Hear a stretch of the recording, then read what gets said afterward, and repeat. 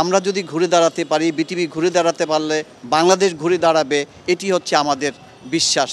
বিটিভিকে আগের জায়গায় নিয়ে যাওয়া হয়তো আর সম্ভব হবে না। বিটিভিকে নতুন করে গড়ে তুলতে হবে।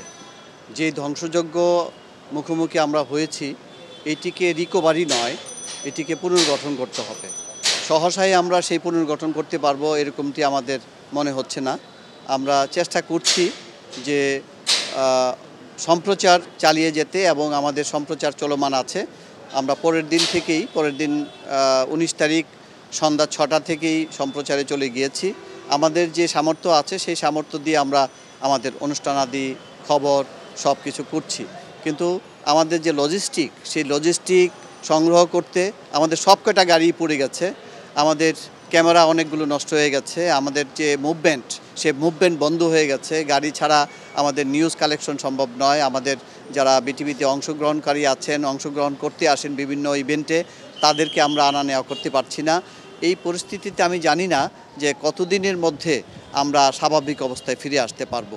এটি এখন একটি ধ্বংসস্তূপ, কিন্তু এর মধ্যে প্রাণ আছে।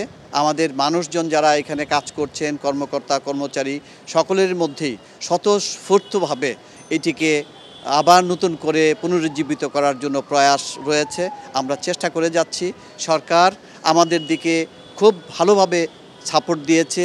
আমাদের এখানে সেনাবাহিনী সাপোর্ট দিচ্ছে এখন, এবং আমরা খেয়াল করেছি যে প্রত্যেকটা বিভাগ আমাদের খোঁজখবর নিচ্ছেন, এবং আমরা যাতে আবার নতুন করে ঘুরে দাঁড়াতে পারি সেটি তারা চাইছেন।